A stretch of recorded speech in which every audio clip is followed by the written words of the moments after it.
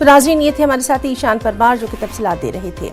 एक और अहम खबर आपको दे दें, मध्य प्रदेश से एमपी के खरगोन में रामनवमी पर हुए तशद्दुद के बाद इंतजामिया की कार्रवाई सामने आई है।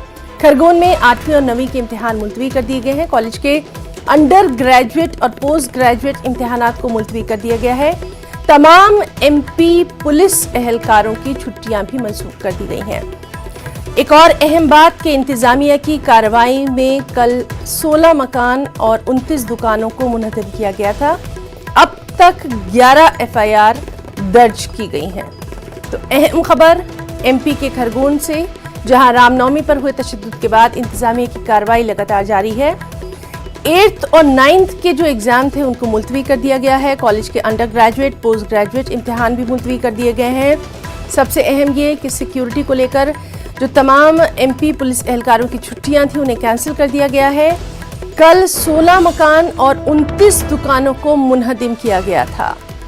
अब तक 11 एफआईआर इस सिलसिले में दर्ज की गई हैं।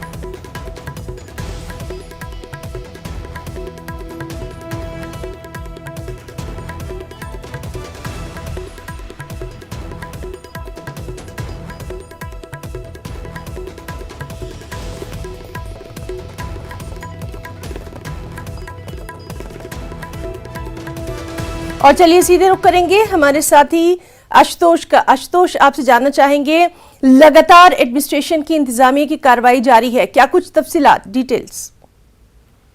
हीना, मैं बताना चाहूंगा, जिस प्रकार से रामनवमी का जुलूस निकला था, उसके बाद दो पक्षों में पथराव की घटना हुई, आगजनी की घटना हुई, उसके बाद प्रशासन के द्वारा पूरी तरीके से स्थिति पर नियंत्रण कर लिया गया। इंदौर संभाग के जो संभाग आयुक्त पवन शर्मा और आईजी इंदौर राकेश गुप्ता यहाँ पर मौके पे मौजूद है और कर्फ्यू लगातार जारी है। तीसरे दिन भी जारी है। यहाँ पर जो लोकल स्तर की जो परीक्षा थी वो खरगोन शहर के लिए कलेक्टर अनंत प्री के द्वारा निरस्त कर दी गई है।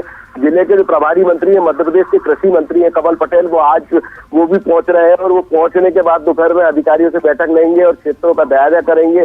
इस पूरे मामले को लेकर मध्य प्रदेश के मुख्यमंत्री शिवराज सिंह ने उन्हें बड़ी गंभीरता से लिया है। उन्होंने कहा है कि जो भी उपलब्धि है उनको बख्शा नहीं जाएगा। उसी को लेकर जिस प्रकार से उपद्रवी है, दंगाई है या जो अतिक्रमण कर लोग करे हुए हैं, उसको लेकर प्रशासन के द्वारा कल से जो है अतिक्रमण आर्थिक रूप से कमर तोड़ने के लिए 84 लोगों को तो जेल भेज दिया गया था, लेकिन आर्थिक रूप से कमर तोड़ने को लेकर कार्रवाई की जा रही है और करीब 20 से अधिक दुकानें और मकान को जो है जमीन बुल्डर से करने का काम चल रहा है और 50 जगह ऐसी चिन्हित की गई है। जी हिना जी, बहुत बहुत शुक्रिया आशुतोष तमाम तर जानकारी के लिए।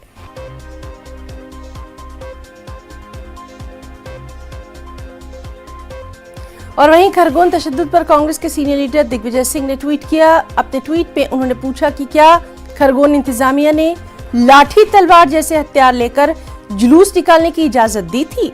अपने ट्वीट में उन्होंने लिखा, क्या जिन्होंने पत्थर फेंके, चाहे वो जिस धर्म जिस मजहब के हों, सभी के घर पर बुलडोजर चलेगा।